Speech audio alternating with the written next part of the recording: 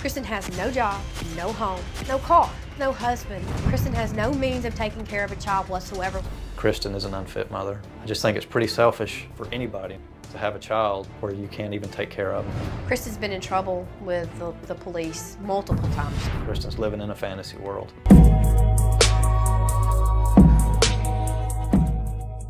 What's good, everyone? Welcome back to my channel. It's T-Era, and for those who are new, welcome. So today we're gonna be reacting to another segment of Dr. Phil. I got some good responses from the last one I did, and it seems like you guys are okay with me doing multiple Dr. Phil reactions. I have fun doing it, so I really don't mind. And as we all know, there's a lot of craziness that goes on with Dr. Phil and his guests. In this episode, we're gonna be reacting to an adoption nightmare between two women. It seems like there's a lot of factors to this, so let's get straight into the video.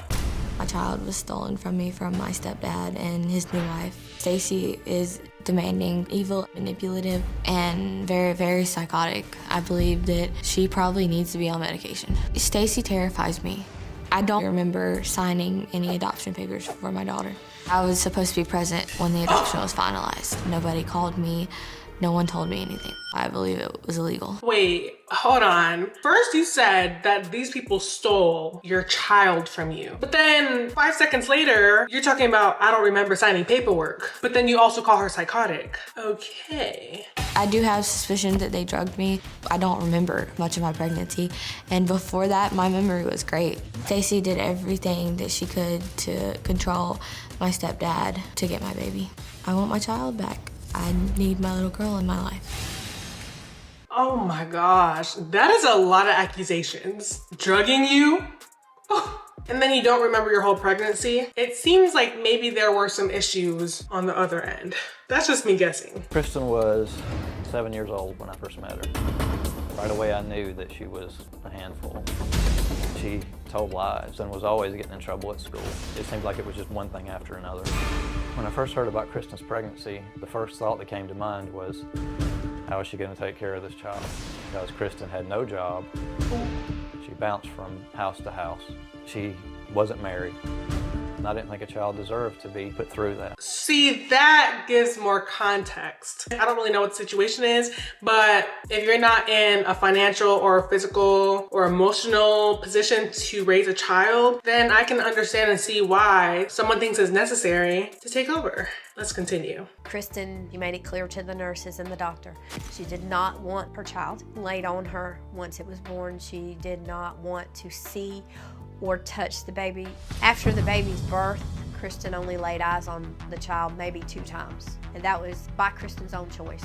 It was clear to Kristen from the first time we talked to the lawyer about adoption that it was a closed adoption. She's got a victim mentality. She takes no responsibility for her actions. Kristen was not manipulated by me and Stacy, and she knows that. Kristen needs to understand that she's no longer this baby's parent. Kristen's favorite thing to do is call us evil and bad people. If we're so evil and we're so bad, why did you choose us to adopt your child? That's my first thought. It's really hard to be on Kristen's side right now because you signed the papers. There's no way you did that by mistake. It's just starting to make sense now. The child in question is how old? 2.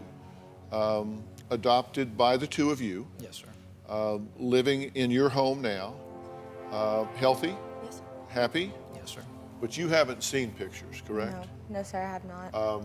And you haven't had any contact with the baby? No. And why is that? They don't want me to see her. Too vague. Why did it take you so long to come up with the answer? I like to look at body language. So when I see things like that, it makes it really hard for me to believe it. But now you did place this child for adoption, correct? Mm-hmm. And you did place the child for adoption with Stacy and Adam? Yes. And did you do so voluntarily? I don't remember. That literally doesn't make any sense. You just said you placed the baby for adoption with your stepdad and his wife, and now you don't remember. I don't think that it was me. I don't feel like that I was aware of my actions at the time because I don't remember very much of it. This happened across a series of weeks and months. When you actually were living with them in their home, correct? Yes. at first they were just there supporting you at the time, giving you a place to stay. Yes. And they said they would help you, Yes. right? What did they say? First, they said they would help me with the baby. At first, there wasn't any adoption mentioned. And then, they offered to do temporary custody so I could get on my feet. So you remember the whole conversation of the temporary custody, but you don't remember putting the baby up for adoption with them? And then Dr. Phil made a good point, because it's not like this is a one-day thing. It's not like you go into an office, sign a paper, and boom, the baby's handed over. This is a process. And you're telling me you don't remember any of the process? All right. And then it went to adoption, just flat out. They said they couldn't afford to take care of me and the baby, and then... This is all prior to birth? Yes. Okay. Yes. I immediately was standoffish about the whole adoption. I didn't feel like that. I wanted to raise my own child. So they convinced me that it would be best, and at the time I didn't have means to take care of her. Right. And you basically feel like they kind of seduced you into this? Yes. You're a grown adult. Where's the accountability? Whenever people say they forced me to do something, unless it's like against your will, if you know what I'm trying to say, it's just not something I can get behind, because you're a grown adult, talking about they forced you. But you say you don't have much memory of it. No. Why? I don't know. It doesn't make sense to me. None of it does. Looking back on it, I just, it's really hard for me to remember. And it's very scary. So I don't know why I can't remember. I don't even know why I would have agreed to the adoption. When they first said that they would take temporary custody of the baby, did you feel okay about that? No, I thought, after thinking about it a while, I thought it might be okay, because I just didn't have the means to take care of her. So I thought that if they're willing to help me, then that would be wonderful. It's just too much back and forth. Like, first you're so scared you can't remember. You didn't agree to the temporary custody. You didn't agree to the adoption. And then literally seconds later, you said, I did agree to temporary custody. This is so hard to follow along. Like, girl, you need to stick to a script. How did it come up about the adoption? It actually went from temporary to just, we're just gonna adopt a baby? Yes. I don't know exactly what led to the adoption. I think that they just wanted another child. Do you recall talking to attorneys about it? Not at that time, no. I, later in my pregnancy, I did talk to one attorney. And So during the just to sign pregnancy, you do recall talking to an attorney about it? Mm-hmm. How is it that you remember talking to an attorney, if that even really happened, but you don't remember putting your kid up for adoption, but you also remember not agreeing to temporary custody? This is not adding up. You were told that you would be able to see the baby? Yes. And be part of the baby's life? Yes. But did you understand that this was a closed adoption? No, the word closed adoptions, if they were mentioned, I don't remember. Okay. Did you two get this young mother into your home and drug her and seduce her into signing her baby over to you? No, sir. Absolutely not. Did you get her into your home and isolate her from friends and family and drug her and seduce her until she signed away her baby? Absolutely not. No, sir. Why? We were helping this young woman before she ever became pregnant. Yes, that is correct. We did not bring her into our home when she was pregnant. We were helping her before she ever got pregnant. Yes, that This part is memory correct. loss that she's talking about, did you give her drugs? Why? No, sir. If we wanted this child so much, why would we drug its mother? We were I drugging didn't our ask child. you why, to I asked you if. No, we absolutely did not. Did you give her drugs? No. Did you give her any kind of substances at all to affect her memory to the point that she was in an altered state of consciousness and signed away her child? What I can't stop thinking about is, if she wanted the baby, why would she drug her? All that's gonna do is affect the baby. It's really, really hard to believe. And I really hope that these step-parents are telling the truth, because the way I'm writing for them right now, I would feel awful. But right now, I can't lie, I have to take the step-parent side at this point, because nothing the other girl's saying is making sense at the moment. I'm curious to hear what you guys think, so please let me know in the comments. Are you guys buying this? Or am I just just too blunt. She never laid pen to any piece of paper, and it was made sure by the attorney until after 24 hours after she gave birth. We were not even in her room or present when she signed her adoption papers. I knew it. That's what makes the most sense, because there's no way that you're able to sign away a paper like that without some kind of attorney or legal professional present. Where's the attorney? Can we hear from the attorney? Because I feel like they're not there to defend themselves. You ever threaten her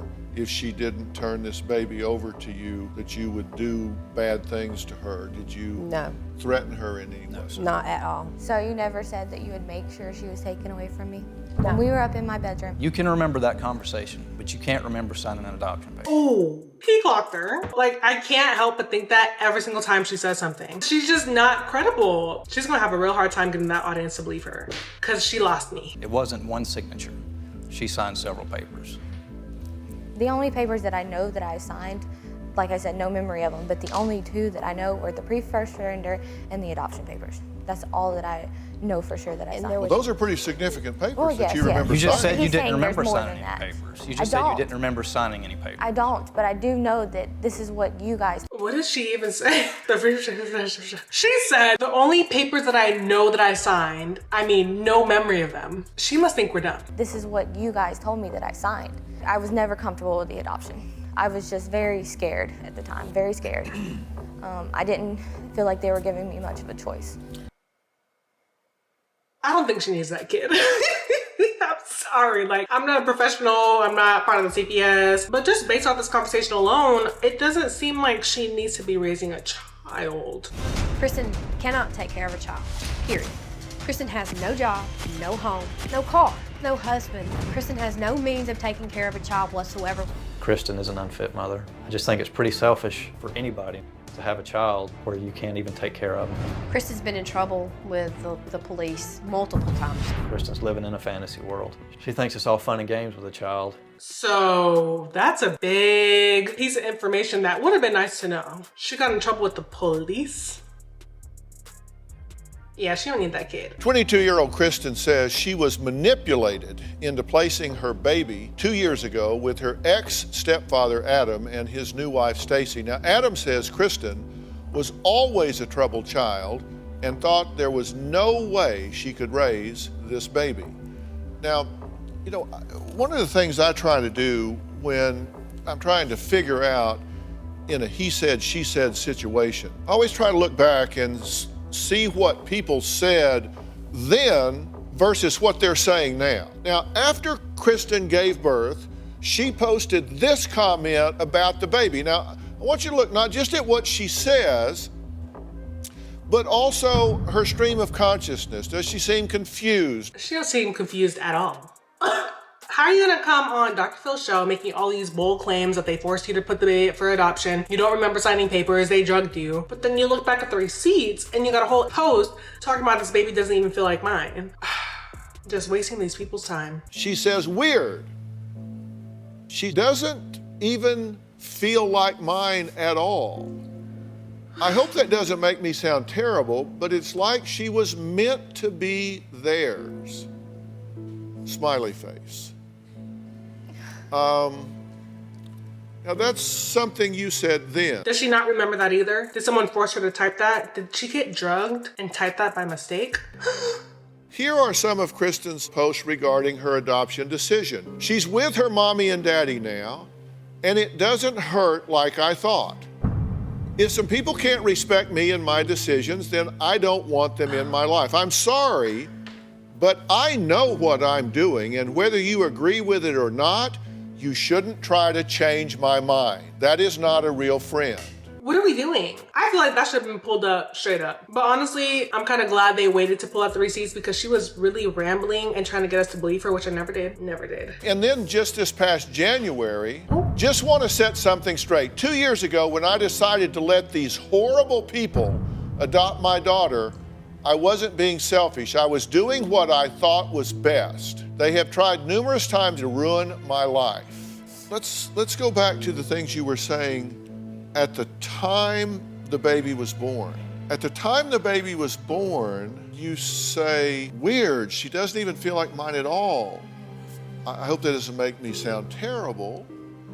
you say, she's with her mommy and daddy now. It doesn't hurt like I thought. It's, that A sounds, you know, very coherent in thought. You sound very convicted and clear in what you were saying. He's trying to be real nice. I know Dr. Phil's trying to be the mediator here, but let's cut to the chase. You are not drugged. How do you have all these complete sentences? You got a subject, a verb, adjectives. Like, it seems like you know what you're doing. But yet you describe yourself as confused and conflicted, seduced and coerced.